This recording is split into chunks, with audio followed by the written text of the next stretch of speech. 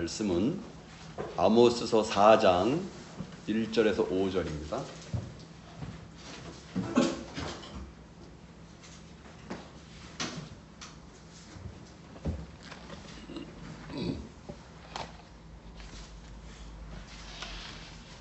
아모스서 4장 1절에서 5절입니다. 우리 찾으셨으면 같이 읽겠습니다. 시작. 사마리아의 산에 있는 바산의 암소들아, 이 말을 들으라. 너희는 힘없는 자를 학대하며 가난한 자를 압제하며 가장에게 이르기를 술을 가져다가 우리로 마시게 하라 하는도다.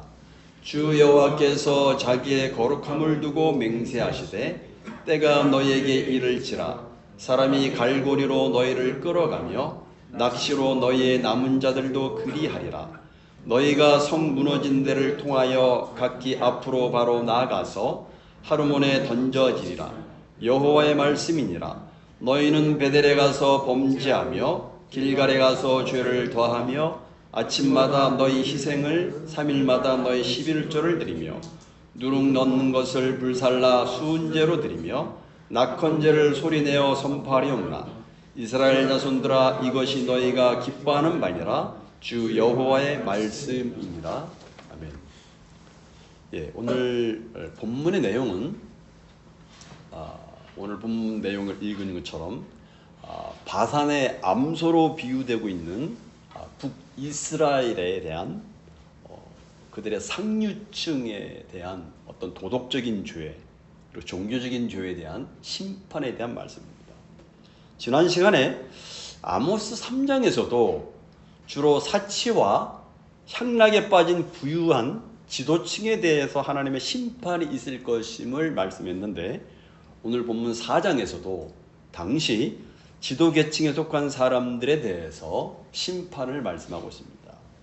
다시 보면 1절을 보니까 사마리아 산에 있는 바산의 암소들아, 이 말을 들으라. 너희는 힘없는 자를 학대하며 가난한 자를 압제하며 가장에게 이르기를 술을 가져다가 우리로 마시게 하라 하는도다 라고 말씀합니다. 여기 바산은 헬몬산과 길랏 환지의 사이에 있는 요단 동편 지역을 가리킵니다. 여기는 굉장히 아주 비옥하고 풍요로운 목초지가 있는 것으로 유명합니다. 그러기에 이곳에서 키우는 암소들은 살이 찌고 등치도 크고 굉장히 튼튼한 것으로 알려져 있습니다. 그러므로 사마리아 산에 있는 이 바산의 암소들은 북이스라엘의 사치스럽고 방종한 부유한 상류층 귀부인들을 가리킵니다. 아모스는 그런 여인들을 향해서 비대하게 살찐 암소들이라고 부릅니다. 아마 이 아모스의 메시지를 들은 그 여인들 입장에서는 굉장히 기분 나쁘고 모욕적인 표현일 것입니다. 그래서 분노할 수밖에 아마 없었을 거예요. 그렇지만 이 사마리아 부유층 상류층 기부인들의 죄가 무엇입니까? 1절에 보니까 너희는 힘없는 자를 학대하며 가난한 자를 압제하며 가장에게 이르기를 술을 가져다가 우리로 마시게 하라 하는도다 라고 말합니다. 그게 두 가지 죄를 말합니다. 하나는 힘없는 자를 학대하며 가난한 자를 압제하였다라고 말합니다. 여기서 힘없고 가난한 자는 그 당시 북이스라엘의 경제적으로 지극히 어려운 사람들을 묘사한 표현입니다. 그런데 탐욕에 눈이 먼 이 부유한 상류층 기부인들은 힘없고 가난한 사람들을 학대하고 갈취하는 그런 죄를 저질렀던 거예요. 이미 물질적인 부여를 가지고 있지만 거기에 만족할 줄 모르고 탐욕을 가지고 가난한 사람들의 것을 빼앗고 착취하는 그런 죄를 범했던 거예요. 물론 기부인들이 직접 나서서 한 일은 아닐 것입니다. 그 기부인들, 여인들의 남편들은 대부분의 어떤 높은 어떤 권력층에 있는 자들이었기 때문에 그 남편들을 통해서 힘이 없고 가난한 자들의 소유를 빼앗아 왔을 것입니다. 다른 하나는 두 번째, 2절 하반절에 보니까 가장에게 술을 가져다가 우리로 마시게 하라 이렇게 말합니다. 여기 가장은 상류층 귀부인들의 남편들을 가리킵니다. 근데 원문에는 이 술에 해당되는 단어가 없어요. 원어에는. 이것은 우리 한글 개역 성경이 의역해서 삽입한 단어입니다. 원문에는 뭐라고 되어 있냐면 단순히 우리로 마시게 하라라고 되어 있습니다. 그래서 이것은 술과 함께 연애를 즐겼다는 의미로 옵니다.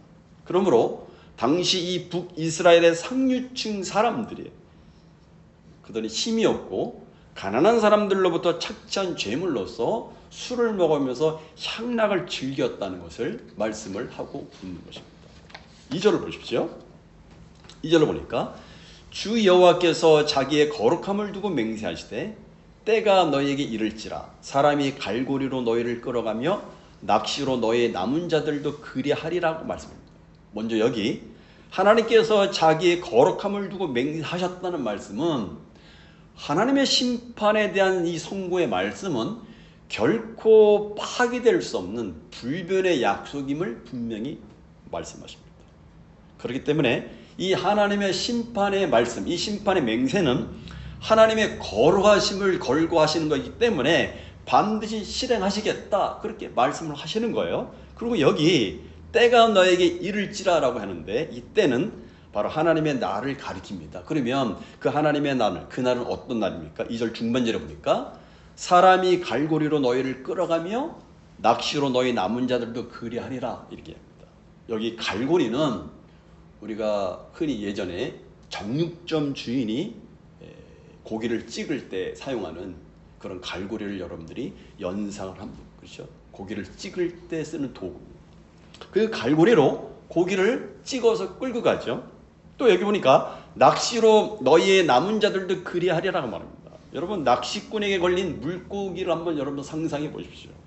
이것은 뭘 말하냐면 권력을 가진 부유층 사람들이 심판을 받아서 그렇게 비참하게 될 것을 말씀하시는 거예요. 그러니까 짐승들의 살점이 갈고리로 꿰고 물고기들이 낚시들이 끌려가듯이 그렇게 이 부유층들이 결국은 끌려갈 것이라고 말씀하시는 거예요. 여기 갈고리나 낚시라는 단어를 언급한 것은 실제로 고대 근동의 전쟁 문화가 그랬기 때문에 그렇습니다. 당시는 전쟁의 포로로 잡힌 적군들은 입술 부위에 갈고리를 깨워서 밧줄로 연결해서 끌고 갔다고 전해집니다. 사냥을 해서 동물을 잡게 되면 갈고리에 깨어 끌고 가듯이 본문은 바로 이러한 모습을 풍자한 표현입니다. 그래서 예레미야 16장 16절과 에스겔서 29장 4절과 하박국서 1장 15절에 보면 사마리아가 정복자들에 의해서 코에 갈고리와 낚싯바늘에 걸린 채 끌려갈 것임을 예언하고 있음을 보게 됩니다. 3절을 보십시오. 같이 읽어보겠습니다. 시작. 너희가 성 무너진 죄를 통하여 각기 앞으로 바로 나가서 하르몬에 던지리라. 여호와의 말씀이니라. 여기 3절 말씀은 무너진 성벽을 말씀하십니다. 요새가 파괴되고 무너질 것이라는 것입니다. 본래 성벽은 안전을 위해서 쌓아놓으시는데 하나님이 다 무너뜨리시겠다는 거예요. 그리고 여기 하르몬에 던진다고 말씀하십니다. 이 하르몬이 어딘지는 정확히 알 수가 없어요. 그런데 대부분의 학자들의 견해는 호세아서 4장 19절 기록에 근거해서 북이스라엘에서 아주 멀리 떨어진 장소의 높은 산일 것으로 추정이 되는데 이것은 하나님의 철저한 심판이 이루어질 것을 말씀하시는 내용입니다. 4절을 보십시오. 너희는 베델에 가서 범죄하며 길갈에 가서 죄를 더하며 아침마다 너희 희생을 3일마다 너희 11조를 드리며 라고 말합니다. 여기 베델, 길갈은 우리가 계속해서 공부를 하면서 이야기를 하는 거예요. 이스라엘 백성들에게는 굉장히 역사적으로 의미 있는 장소입니다. 앞에서 살펴봤듯이 베델은 야곱이 하나님을 만나고 하나님의 집이라고 불렀던 곳입니다. 그런데 열왕기상 12장 26절 이하에 보면 여로보암 1세가 송아지 형상의 우상을 세우고 숭배를 하게 되죠. 그 이후로 이 범죄의 속을 범죄 중심지가 되어버렸어요. 그렇죠. 그리고 길갈은 이스라엘 백성들이 가나안 땅에 들어갔을 때 최초로 들어선 곳입니다. 여호수아 4장에 보면 이곳에서 요단에서 가져온 12돌을 세우고 그것도 다 할례도 행하게 됩니다. 그런데 이것도 역시 죄악의 온상지로 변해갑니다. 베델과 길갈에 백성들이 모여서 하나님이 받아주시리라고 생각하고 그들이 제물을 드렸지만 이런 일을 부지런히 하면 할수록 범죄가 더욱더 죄를 가증시킬 뿐이다 라고 말합니다. 하나님의 이름을 더럽히는 종교 행위들이 계속해서 쌓여갈 뿐이라고 선지자는 말합니다. 그래서 4절에 보니까 범죄하며 죄를 더하며 라고 말씀을 합니다. 여러분, 외형적으로는 북이스라엘 백성들이 종교적인 열심이 있었어요. 그러나 종교적인 열심을 내면 낼수록 더욱 죄를 증가시켜 나갑니다. 왜 그렇습니까? 그것은 하나님의 계시, 하나님의 말씀을 따른 것이 아니기 때문에 그래요. 그들은 나름대로 열심을 냈지만 하나님을 위한 열심이 아닌 거예요. 자기를 위한 거죠. 그래서 열심이라는 것이 우리 신앙의 평가 기준이 될 수 없습니다. 그릇된 열심은 더하면 더할수록 죄를 증가시키기 때문에 그렇죠. 잘못된 종교 행위는 열심을 더하면 더할수록 죄를 증가시킬 뿐입니다. 사실은 베델에서의 제사 자체가 하나님의 말씀을 따르지 않는 행위였어요. 여로보암이 베델의 제단을 세운 것은, 이 송아지 금송아지를 세운 것은 하나님의 말씀을 따른 것이 아니고 자신의 정초적인 목적을 위해서 고안을 해서 만드는 우상이었죠. 그런가 하면 여기 보니까 아침마다 너희 희생을 3일마다 너희 11조를 드리며 라고 말씀합니다. 여기 희생은 자원에서 드리는 제사를 의미합니다. 그러니까 북이스라엘 백성들이 아침마다 자원에서 열심히 하나님께 제사를 드리는 행위를 했는데 그것에 관해서 비유는 표현이에요. 그 11조도 마찬가지예요. 얼마마다 드렸다고요? 3일마다 11조를 드렸대요. 3일마다 11조를 드렸대요.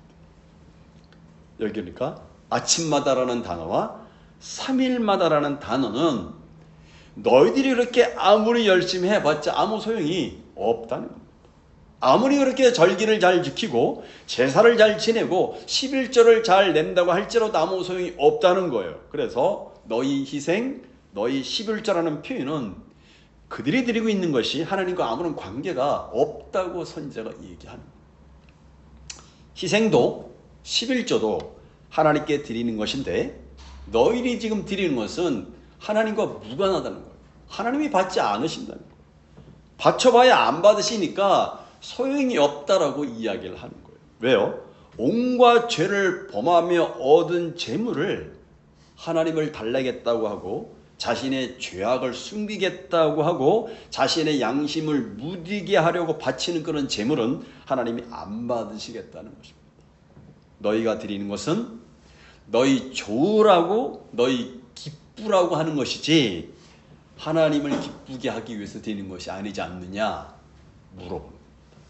결국 이것은 그렇게 열심히 한다고 하더라도 하나님의 심판을 피할 수 없을 것이라고 말씀하시는 이 조롱의 표현입니다.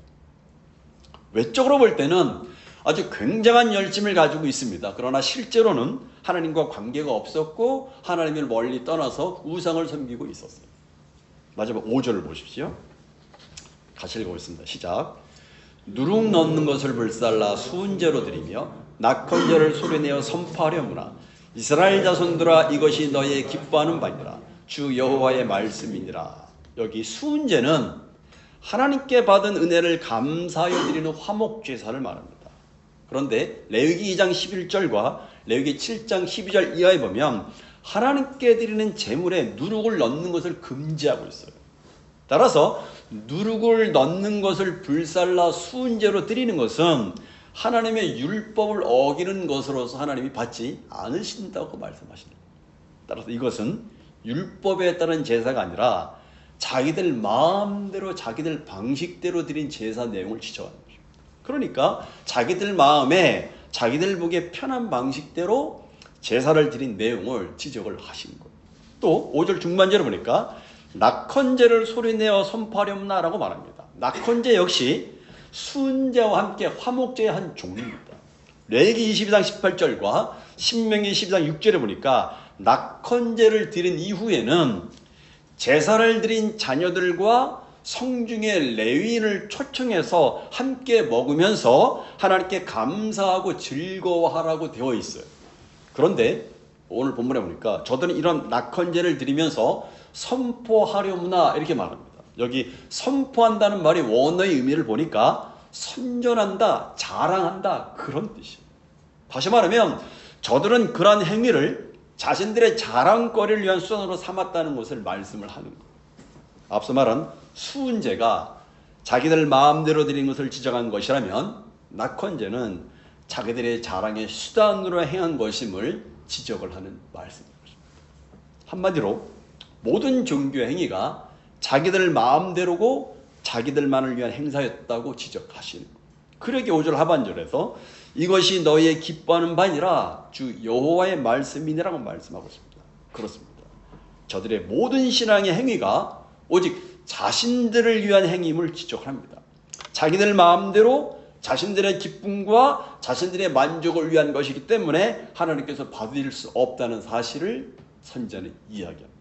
한마디로 하나님과 상관이 없는, 하나님께서 결코 받을 수 없는 쓸모없는 종교적인 열심과 종교적인 행사에 불과하다는 사실을 이야기합니다.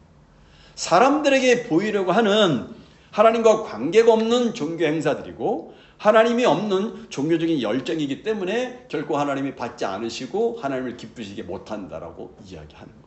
그래서 그 모든 행위들이 어떤 성격을 가졌냐면 너희가 기뻐하는 바라 이렇게 말합니다.